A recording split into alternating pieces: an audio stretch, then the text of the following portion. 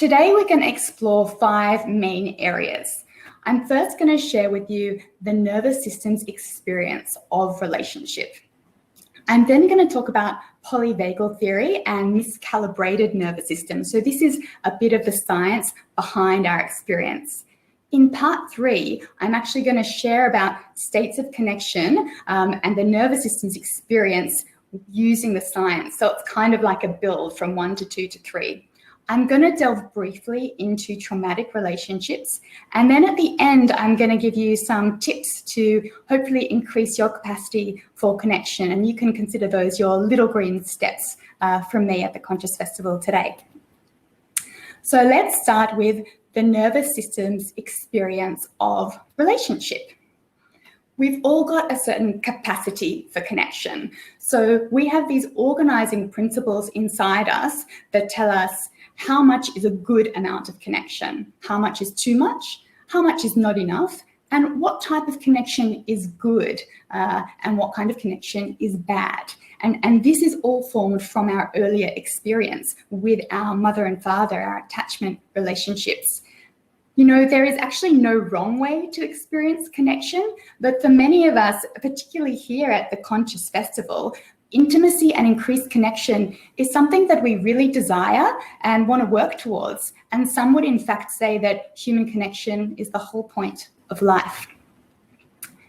Every connection and relationship is completely unique. So when we enter into a relationship with somebody, it's unique and it's electrical, and it's this constant response or dynamic between two people. Therefore, everyone is different. If we could consider that connection with another human is equivalent to plugging our nervous system into a power socket, but the power socket is in fact another human nervous system. So if you can take that analogy, sometimes you're going to plug in and there's not enough power, there's not enough energy coming back, or sometimes you're going to plug in and you're going to get blown away and short-circuited because it's too much. And actually what we're all continuously looking for is a very resonant and harmonic relationship that just works. And this is very neurophysiological in nature. This process of back and forth between two nervous systems is called neuroception.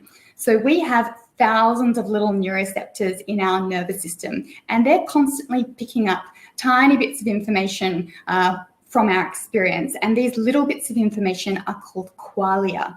And they're sending the qualia up to the brain for integrated processing. And then the brain is sending signals back through the body so that we can create an action. So the process of neuroception is informing how we feel, the way we behave, and the way we relate with other people, the way that we engage in relationships.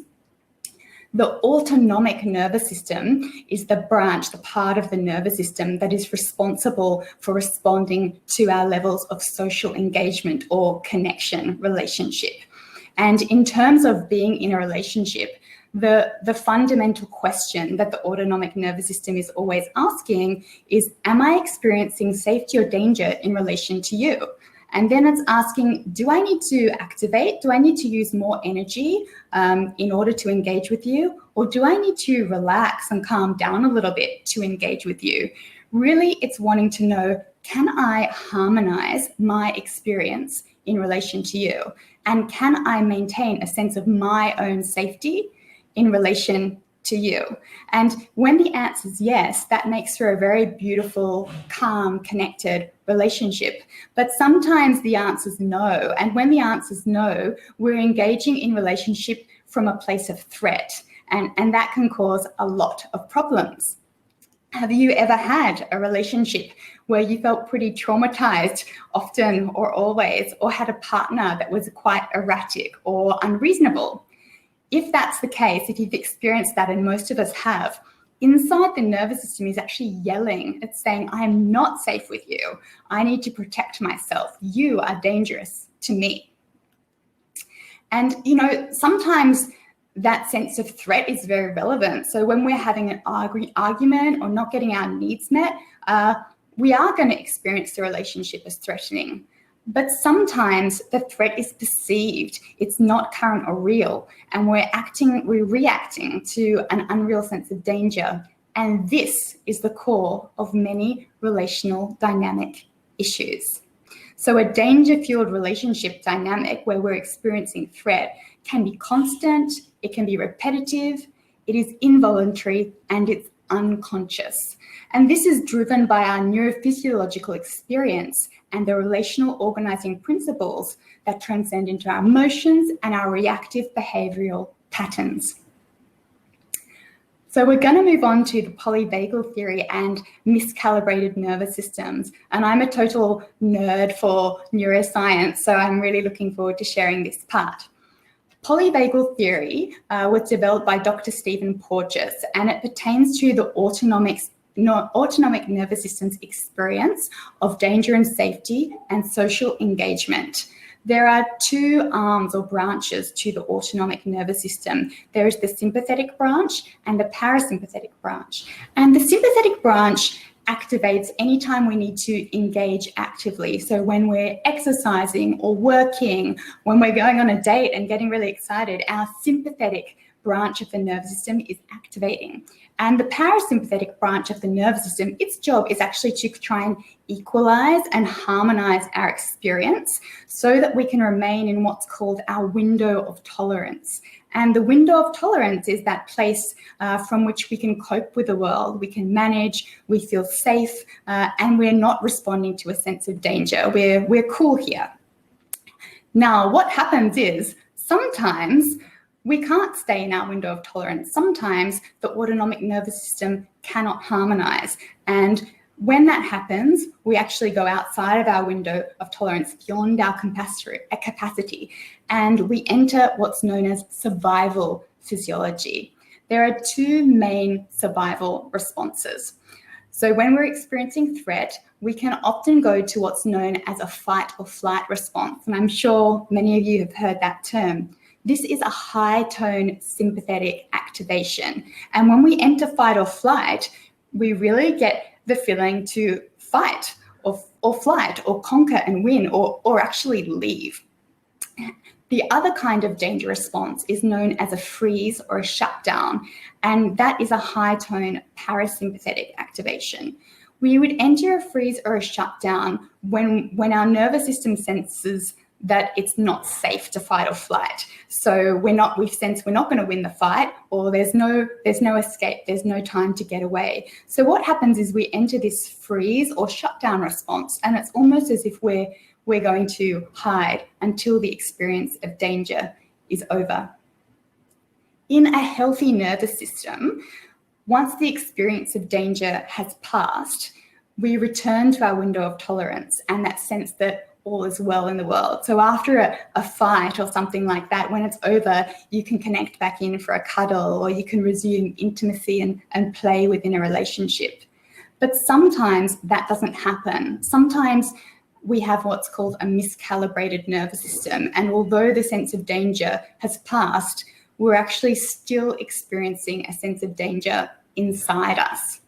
And many of us have a miscalibrated nervous system. That is, it orients towards a sense of overwhelm or unsafe, especially in terms of human connection. And as I mentioned before, this happens based on our early experience of attachment, but it's very, very common.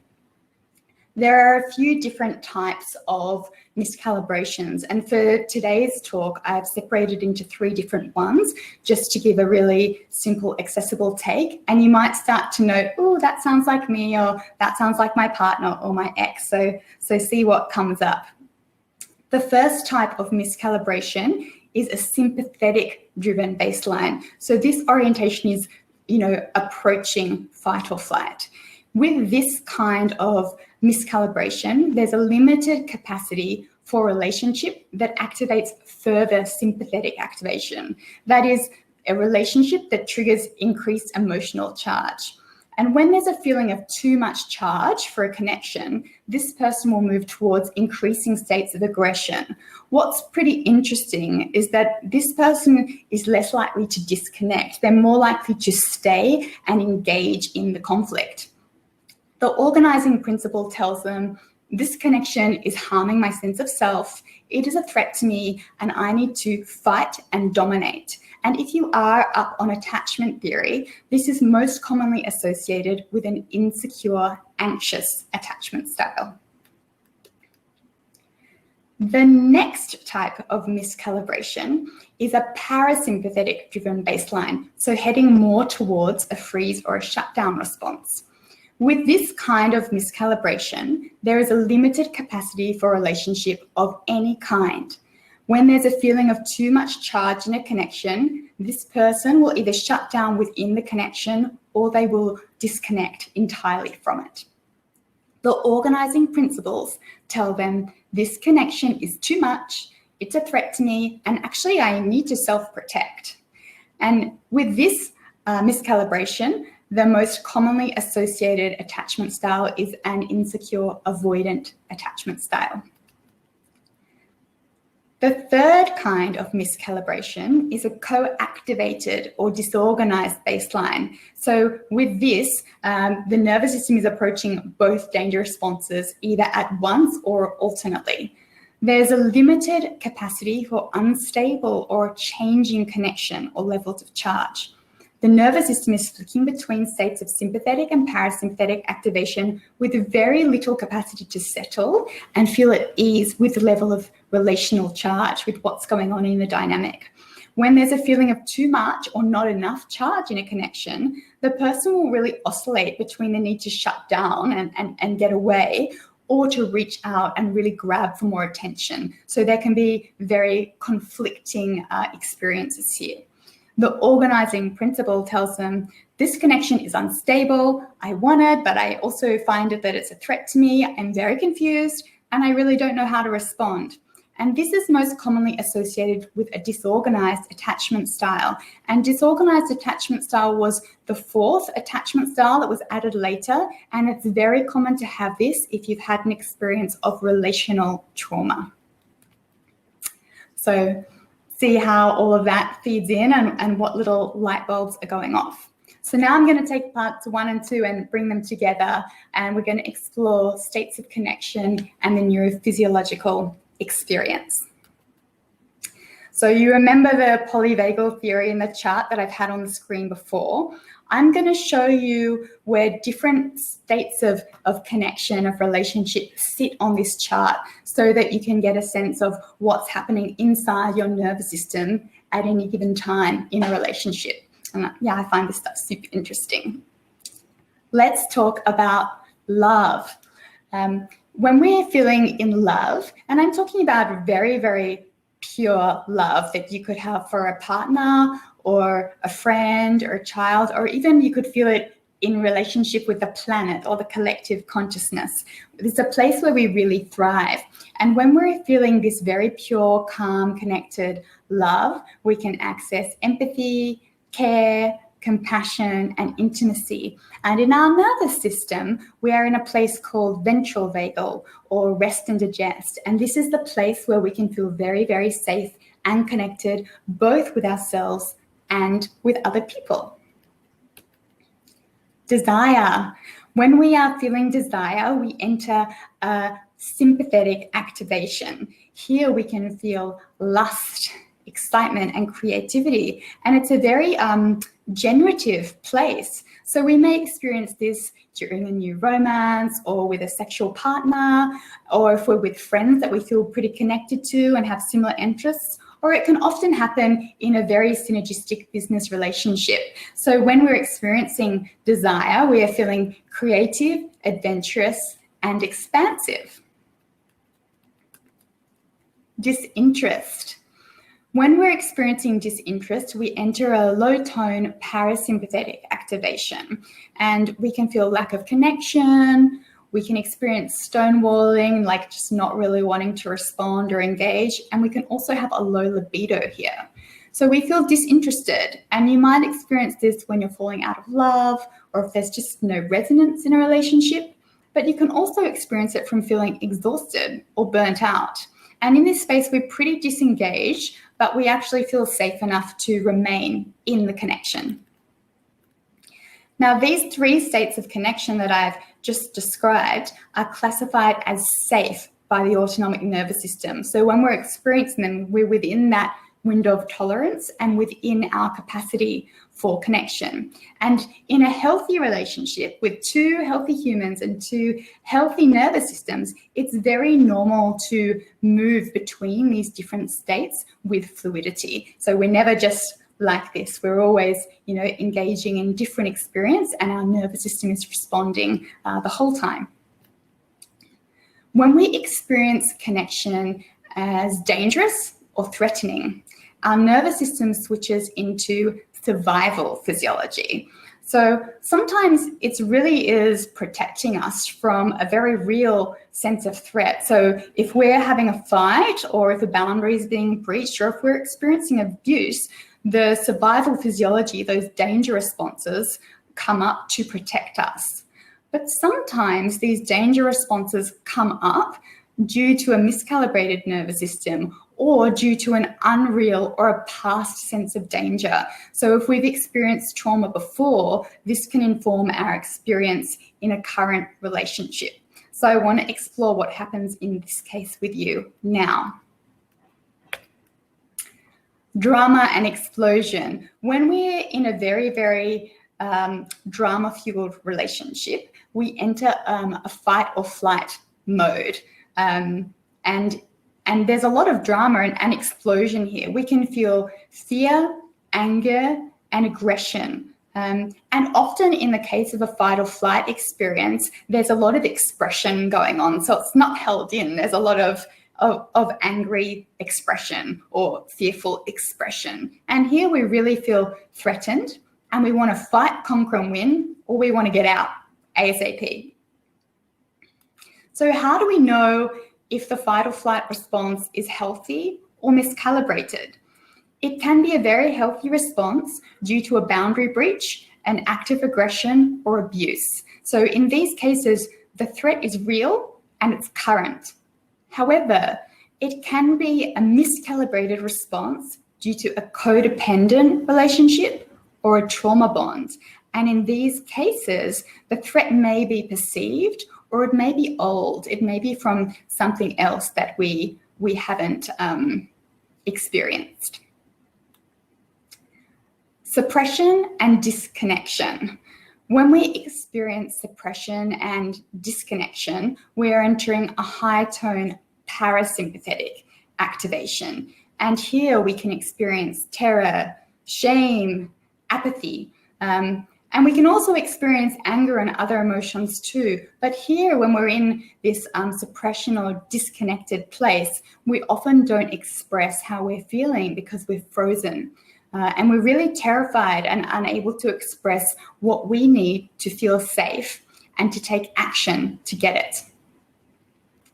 And again, we need to ask, how do we know if this is a healthy or a miscalibrated freeze response? When we're working with conscious connection, we really need to ask these questions. So it's a healthy response if it's a response to a boundary breach, an active aggression, or abuse. And as with the other one, the threat is real and it's current. However, it can be a miscalibrated response. So when there's really no danger happening, there's no real threat, but we're experiencing threat, it may be due to a codependent relationship or a trauma bond. And in these cases, the threat is perceived or past, old. It's from another time, another connection. So I wonder if some of you are getting some little aha moments and starting to understand some of the relationships you either have or have had in the past. I know that when I started to delve into all this, it was like ding, ding, ding, ding, and so much made sense for me. And it was this understanding that allowed me to start to work to change my experience of communication and relationship dynamics.